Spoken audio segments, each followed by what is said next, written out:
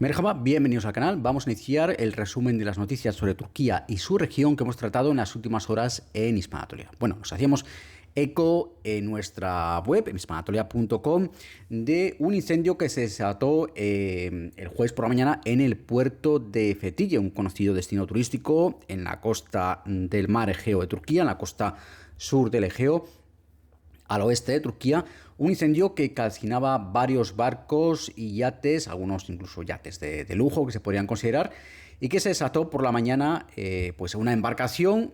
Rápidamente se propagó a otras embarcaciones que están amarradas en el barrio, en el puerto, a la altura del barrio de Karagosler, en Fethiye, como decimos, un destino muy conocido, muy turístico en Turquía. Esas llamas se propagaron a otras embarcaciones hasta afectar a un total de 4 barcos. Se alertaron a los servicios de emergencia. Todo esto además ocurría frente a un motel en la zona. Y pues rápidamente se desplazaban hasta el lugar varios efectivos de guardacostas, de ambulancias, bomberos, policía. Los guardacostas lo que hicieron fue, mientras los bomberos actuaban tanto desde mar como desde tierra, los guardacostas lo que hicieron fue arrastrar estos 4 barcos que estaban en llamas. Tenéis el vídeo de todo el suceso en la noticia que hemos publicado en hispanatolia.com. Arrastraron los guardacostas, como decíamos, los barcos hasta mar abierto, y allí pues llevaron a cabo las labores de enfriamiento y de extinción final del fuego en estos 4 barcos. Es una operación que, como decimos, se desarrolló por mar y por tierra y que duró hasta 2 horas. Se produjo, obviamente, aparte de las llamas que alcanzaron bastante altura. En el vídeo se ve que es un incendio bastante espectacular. Se produjo además una gran humareda y hubo 4 personas que resultaron intoxicadas por el humo que se emanó de este incendio, que tuvieron que ser tratadas. Afortunadamente no reviste ninguna gravedad, tuvieron que recibir en el mismo lugar oxígeno suplementario y luego fueron atendidas en centros hospitalarios de la zona. Bueno, tenéis toda la información en hispanatolia.com. Y vamos ahora a hablar del alcalde, o en realidad ya exalcalde o alcalde suspendido de Estambul, Ekrem İmamoğlu, por cuya detención el pasado 19 de marzo e ingreso en prisión 4 días después, acusado de graves cargos de corrupción. Pues como recordaréis, se produjeron una serie de protestas importantes en varias ciudades de Turquía, convocadas por el principal partido de la oposición y por varios sindicatos, varias organizaciones estudiantiles. Bueno, pues el alcalde metropolitano de Estambul, o alcalde en suspenso, porque hasta que no concluya el juicio, pues como hablamos en su día en nuestra web y también en este podcast, pues es un alcalde que permanece suspendido y pues de hecho ya se ha nombrado un sustituto de su propio partido para sustituirle en el cargo, valga la redundancia, porque mientras no se resuelva el juicio no puede ejercer su cargo. Ahora está en prisión preventiva, de hecho. Y lo que ocurría ayer viernes es que İmamoğlu comparecía ante un tribunal acusado de amenazas a un fiscal del Estado. No es, ojo con esto, porque no es un juicio o no es un proceso judicial que tenga que ver con su detención del 19 de marzo, la que se desató todas estas protestas en Turquía, sino que es por otro caso, es otro de esos casos pendientes que ya tenía İmamoğlu de antes. Lo contamos también cuando se produjo la detención del 19 de marzo, contamos que İmamoğlu de hecho arrastra una serie de procesos judiciales, que ya venía arrastrando una serie de procesos judiciales, y de hecho ya había sido inhabilitado anteriormente, aunque obviamente este último proceso por el que ahora está en prisión preventiva es el más grave, el más importante de todos, pero él ya venía arrastrando desde años atrás una serie de problemas ante la justicia que pues le han llevado de hecho incluso a inhabilitarle para ejercer cualquier cargo político. Lo que pasa que estaba y está de hecho ese proceso en suspensión porque está apelado.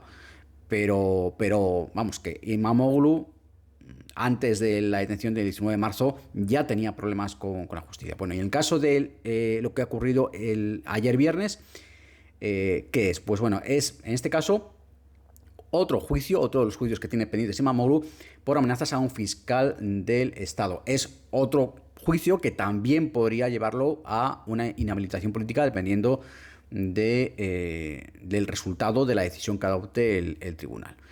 La vista se celebró ayer viernes, es una vista a la que asistieron además como parte de la audiencia al tribunal, asistieron varios miembros y varias destacadas figuras y cargos del partido de Imamoglu, del principal partido de la oposición en Turquía, del Partido Republicano del Pueblo, o CHP por sus siglas, algunos alcaldes también del CHP, y el juicio, como decimos, es por una serie de comentarios amenazantes que se produjeron contra el fiscal jefe de Estambul, nada menos, contra Akin Gürlek y contra su familia. Así es la acusación que pesa contra Imamoglu, que está, entre otros cargos, acusado de amenazas, de declaraciones consideradas como amenazas contra la familia del fiscal y de insultar públicamente a un funcionario público en cumplimiento de su deber, en este caso también al fiscal jefe de Estambul, entre otros cargos, como decimos.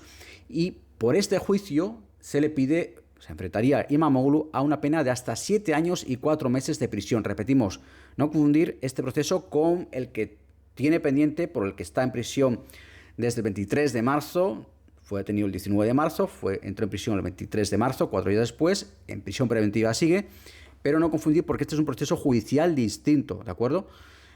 Por la detención del 19 de marzo, por esos cargos de corrupción en el ayuntamiento y por su ingreso y por los que luego ingresó 4 días después en prisión, donde sigue, Imamoglu podría enfrentarse, dependiendo de los cargos que finalmente pesen contra él, de lo que pida el fiscal, de una serie de circunstancias, pero por lo menos a 15 años de prisión fácilmente. Lo comentamos en su día, tras consultar este tema con asesores, como expertos legales en Turquía, con los que tenemos contacto.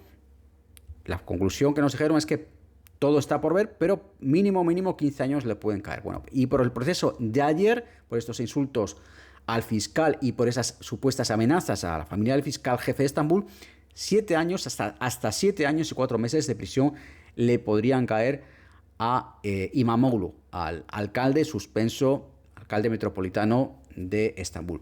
Estas declaraciones se produjeron, que le han llevado a este juicio, estas declaraciones contra el fiscal jefe de Estambul se produjeron el pasado mes de enero.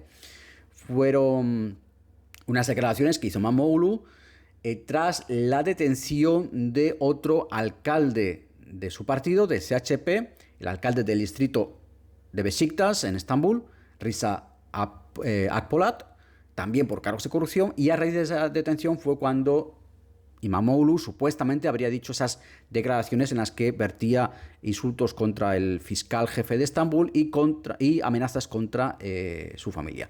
En el juicio de ayer lo que ocurrió finalmente es que la vista se aplazó hasta el próximo 16 de junio, según informaron los abogados de Imamoglu. Por lo tanto, hasta entonces, hasta junio, no sabremos cómo prosigue este proceso judicial por estos insultos y estas amenazas contra el fiscal jefe de Estambul y contra su familia. Además, Imamoglu, también ayer viernes, posteriormente tenía otro proceso judicial más por acusaciones de fraude, en este caso relacionadas con su etapa como alcalde del distrito de Beylikdüzü en Estambul, durante unos hechos que habrían tenido lugar en 2015. Sí que es verdad que ese juicio, según sus abogados, no asistió en persona.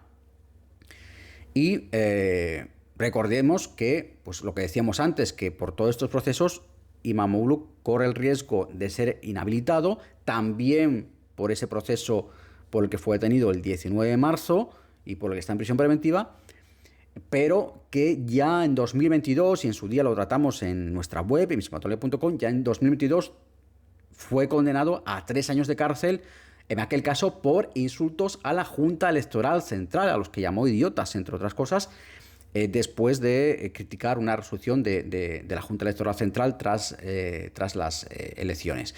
En aquel caso fue condenado a 3 años de cárcel, fue inhabilitado, pero es cierto que él seguía ejerciendo hasta ahora, porque ese proceso también está apelado, lo han apelado, ha presentado una apelación sus abogados y por tanto no es una sentencia firme.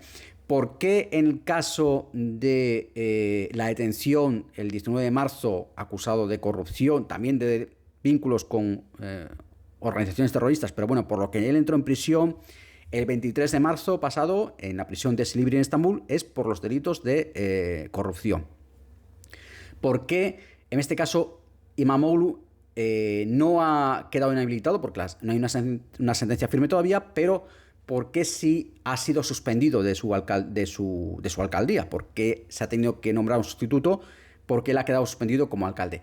Porque ha entrado en prisión, porque en este caso, por la gravedad de los cargos de corrupción que pesan contra él, el juez decretó el 23 de marzo que tenía que entrar en prisión preventiva a la espera de juicio, algo que hasta ahora, en todos los procesos judiciales que tiene abiertos Imamoglu, no había ocurrido. Esa es la razón principal.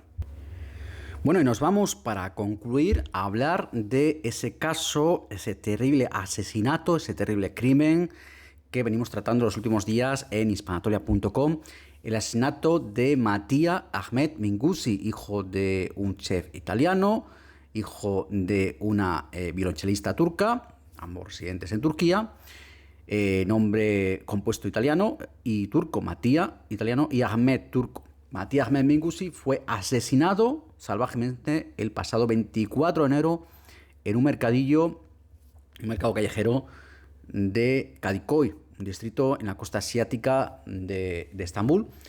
Y pues esta semana comenzaba el juicio por este horrible crimen cometido además por dos menores de edad. Mattia tenía 15 años de edad y a su vez fue asesinado por dos menores de edad de 15 y 16 años que le asestaron. El de 15 años le asestó 5 puñaladas mortales de necesidad. Una de ellas le alcanzó el corazón, otra de ellas le alcanzó el pulmón. Y cuando cayó Mattia al suelo en la calle, en compañía de sus amigos, él había ido a ese mercado a comprar equipo para patinar, que era una de sus grandes aficiones. Cuando cayó al suelo, el acompañante del menor de 15 años que le asestó esas 5 puñaladas, el acompañante lo que hizo fue propinarle varias patadas salvajes al cuerpo de Mattia ya en el suelo, ya sangrando y agonizando. Algunas de esas patadas además en la cabeza. Mattia, el segundo atacante, por cierto, tenía 16 años, es decir, ambos eran menores de edad. Ya Mattia, bueno, fue trasladado a un hospital, ingresó en cuidados intensivos y tras varios días, pues acabó, los médicos le declararon cerebralmente muerto, tenía lesiones gravísimas, como os podéis imaginar, y acabó falleciendo. Bueno, en medio de la conmoción por este crimen, que como explicamos en el episodio anterior de este podcast, es un crimen totalmente absurdo porque hay todo tipo de especulaciones en redes sociales y en medios, porque es que realmente es tan absurdo el crimen, es tan sin sentido la muerte de este chico, de este niño, porque es que tenía 15 años, que es que hay una sensación total de indignación, de sorpresa, de incredulidad en la sociedad turca, porque es un crimen que se produce simplemente porque estos chicos se meten con Mattia. Mattia le responde, pero no les llega a insultar, simplemente le responde, y esa respuesta, que no contiene ningún insulto,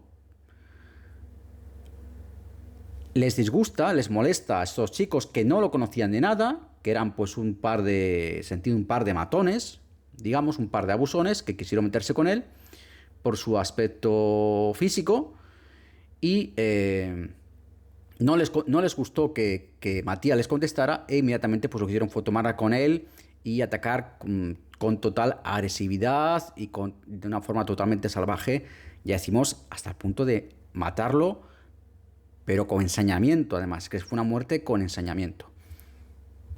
Bueno, el juicio se inició el jueves. El jueves de esta semana se iniciaba el juicio por la muerte de Mattia. Los dos menores acusados pues estaban hasta la celebración del juicio en 2 centros de internamiento juvenil separados, uno en Kayseri, en el centro de Turquía, y otro en Samsun, en la costa norte del país. Pero para la celebración del juicio fueron trasladados a la prisión de Maltepe, en Estambul, hasta la conclusión del juicio. Bueno, ¿qué ocurría esta semana? Pues en medio de todo lo que está suponiendo para la familia y para muchos ciudadanos turcos que tienen que revivir este horrible crimen, el juicio se revivía, como decíamos, el jueves, pero el miércoles, a última hora del miércoles, resulta que un grupo de desconocidos profanaba la tumba de Matía. Profanaba la tumba del niño que está situada en el cementerio de Osmaniye, en Bahçelievler, distrito al oeste de Estambul, y que aparecía el jueves destrozada, el día del juicio. Aparecía el jueves destrozada, con las flores y la valla que se había colocado alrededor de la tumba, destrozados, rotas, todo roto, esparcido por el lugar. Un acto... Es que no encontramos palabras, porque es que esto es totalmente injustificable, incomprensible, inasumible. Se nos acaban los calificativos. Y esto se producía, como decíamos, mientras la familia, como ha venido denunciando, está recibiendo amenazas, insultos, amenazas de muerte incluso, principalmente a través de redes sociales, desde la muerte de su hijo y desde que estos dos individuos ingresaron en prisión. Está recibiendo amenazas, insultos y amenazas de muerte, incluso la familia, los padres destrozados del niño, obviamente para intimidarles, porque los dos asesinos, los dos presuntos asesinos, vamos a llamarles presuntos porque obviamente hay un juicio pendiente, pero todo se grabó en vídeo. Todo se grabó en vídeo, en plena calle, no les importó que estuviese... Imaginaros un mercado lleno de gente en Estambul, en pleno centro de Estambul, ¿cómo tenía que estar eso?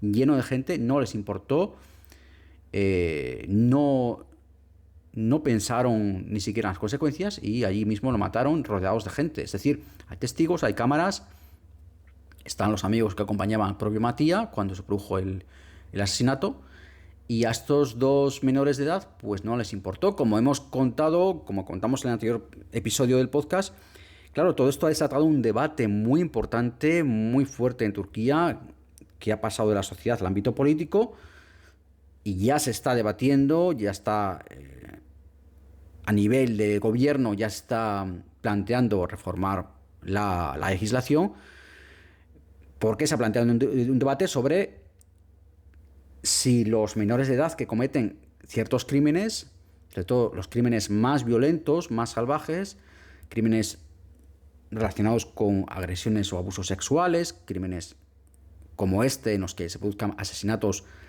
no por circunstancias atenuantes, no por un accidente, no, un asesinato premeditado, o por lo menos un asesinato con todo el deseo de causar la muerte al prójimo, y con ensañamiento, como es este caso. Con ensañamiento, y luego además vemos con amenazas. Pues lo que se está planteando en Turquía, como se está planteando en otros países también, es si los menores de edad que cometan este tipo de crímenes, este tipo de delitos, pues deben ser juzgados como menores de edad. Por tanto, lo que se está planteando, ya decimos, a nivel político, y el presidente turco, que se reunió la semana pasada con la familia de la víctima, ya ha dado instrucciones a su partido, al partido AKP, que es el principal partido en la Asamblea Nacional Turca, para que impulse una reforma de la ley para imponer condenas más severas, sin descartar incluso la cadena perpetua, para los menores que cometan crímenes especialmente atroces como este. Y es un debate, como decimos, que existe en otros países, y de hecho el partido AKP de Erdogan se está planteando para redactar esta nueva ley, o esta reforma de la ley, en cómo se aplica la ley, cómo está la legislación respecto a las condenas a menores en otros países como Estados Unidos o Francia, entre otros. Porque es un crimen atroz donde vemos además que los asesinos no ya es que no muestren ningún arrepentimiento, sino que hay actos de intimidación por parte de su entorno. Se cree que por parte de las amenazas que están ocurriendo contra la familia están proviniendo principalmente del entorno de estos dos menores que cometieron el crimen. Se cree que principalmente de amigos, no sabemos si también de familia, pero son amenazas serias por los que la familia, cuando el jueves se presentó ante el tribunal en Estambul para asistir a la primera vista del juicio, que por cierto ha sido aplazado luego, ha decretado el juez que se ha aplazado hasta mayo,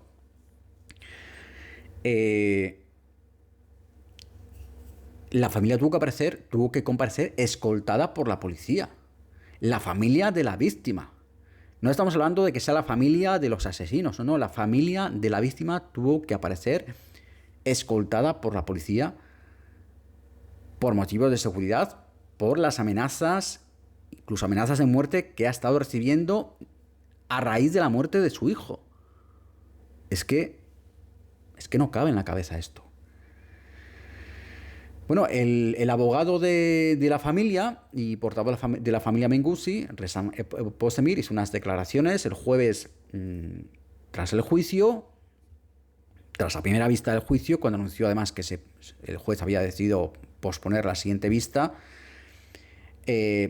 Dijo que efectivamente pues, actos como esa profanación de la tumba de Matías pues son claramente un acto de intimidación, pero ha dicho no van a asustarnos. Y dijo el abogado y portavoz de la familia que ellos van a continuar su lucha legal para que se haga justicia, dijo, para que se revele la verdad, para que la sangre de Ahmed no quede sin vengar, dijo, y para que los perpetradores reciban el máximo castigo, añadió. Recordemos que los asesinos de Matías, tal y como está ahora mismo la ley en Turquía, y desgraciadamente en muchos otros países, como mucho, el fiscal puede pedir para ellos hasta 24 años de cárcel. No, nada más. Es decir, la máxima pena va de 18 a 24 años de prisión.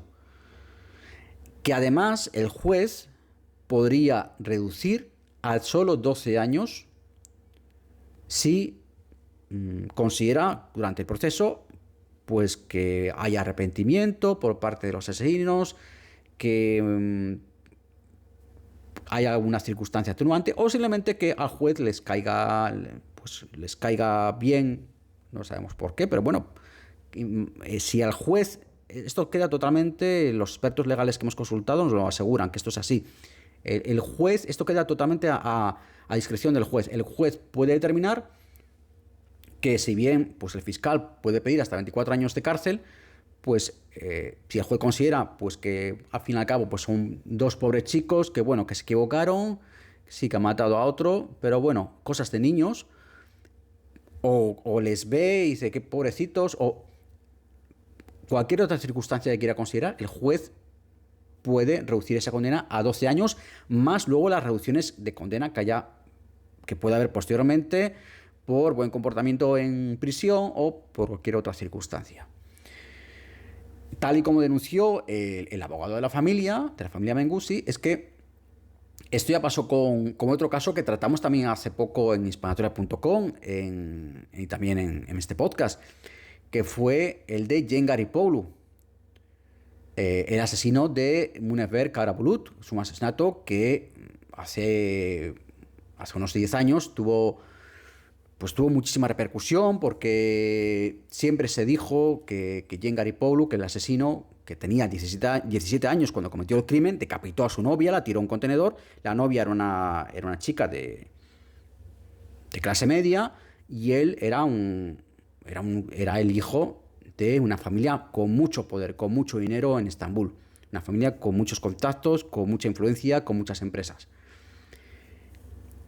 Y como era menor de edad en el momento de cometer el crimen, recordemos que decapitó a su novia y la arrojó a un contenedor por celos. Y además que eran celos, parece ser infundados totalmente. Pero como era menor de edad, se le condenó solo a 24 años de prisión. Luego él se suicidó en prisión, aunque, como tratamos recientemente en hispanatolia.com y este podcast, podéis buscar el caso de Jen Garipoglu, o de Munever Karabulut, la víctima. Pues siempre se sospechó que el suicidio que había sido fingido, y hace poco, pues cuando tratamos otra vez el caso, pues se llegó incluso a exhumar su cuerpo para comprobar, porque era algo, digamos, no un secreto a voces, porque no era una certeza, pero bueno, algo que se rumoreaba en medio Estambul, que el cuerpo que estaba en la tumba de Jen Garipoglu no era el suyo, que su familia, por la influencia y el poder que tenía, pues había conseguido fingir su suicidio en prisión para conseguir sacarlo de la cárcel. De hecho, él estuvo en busca de captura antes de que pudiese ser juzgado. Finalmente, parece ser que las pruebas de ADN que se practicaron a los restos mortales en la tumba de Jen Garipoglu demostraron que efectivamente es él. Pero mucha gente sigue pensando que no. Que el ADN que pueda haber tomado ahí, que diga lo que quiera, pero que ahí no está, y que Jen Garipoglu y su familia, tenía mucho poder como para permitir que su hijo estuviese en prisión 24 años. Pero lo que vamos, que es que el caso de Jen Garipoglu, y por eso lo planteaba ahora el abogado de la familia de Matías, que es que el caso de Jen Garipoglu fue lo mismo, fue un crimen absolutamente horrible, cometido por un niño de bien, como se suele decir, por un niño malcriado, que decapitó a su novia por celos y la tiró a un contenedor. Pero como era menor de edad, solo tuvo 24 años de condena. Él habría salido dentro de 13-14 años de prisión si no hubiese incluso habido otra reducción de condena por buen comportamiento y demás. Por lo tanto, lo que está diciendo de la familia es que es consciente de que, como está la ley, el fiscal no puede pedir más de 24 años de edad de prisión para los dos asesinos de Matías, pero están haciendo todo lo posible para que de algún modo se evite eso, para que de algún modo se consiga, no sabemos cómo, realmente, por lo que nosotros sabemos, eso va a ser muy difícil, entendemos la posición de la familia, pero va a ser muy difícil, pero que de algún modo se consiga que los asesinos de Matías no se vayan solo con una pena de 24 años de prisión, como mucho, sino reducida. Y sobre todo que se acabe con esta sensación de impunidad que ahora mismo hay en la sociedad turca, en gran parte de la sociedad turca, frente a este tipo de delitos, frente a este tipo de crímenes, de hecho, de asesinatos horribles cometidos por jóvenes que no tienen ningún reparo en cometer auténticas salvajadas, que no muestran ningún arrepentimiento, y que es que al fin y al cabo son menores de edad, pero es que si tiene una pena de 12 años y tienen ahora 15, y el juez les impone una pena de 12 años, que ponte que se queden 10 o 9 años luego, es que esos chicos, entre comillas, están fuera con 24 años, o con 27, o con 25, 26.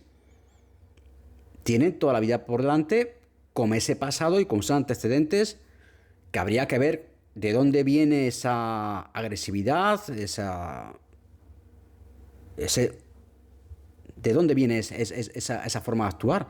Pero muchos de ellos tendrán obviamente detrás problemas que habría que tratar y que pueden llevarlos a cometer de nuevo un crimen como ese, o quién sabe si otros peores. En fin, veremos en qué acaba todo este proceso judicial, sobre todo en qué acaba este debate a nivel social y político abierto en Turquía respecto a qué hay que hacer, cómo hay que tratar este tipo de crímenes cometidos por jóvenes que sí son menores de edad, pero que tienen la suficiente sangre fría como para cometer asesinatos y todo tipo de crímenes que a cualquier persona se le pone la hiel, la piel de gallina y hace que se le enfríe la sangre al contemplar estas cosas. En fin, nosotros lo vamos a seguir de cerca este tema en hispanatoria.com, también este podcast.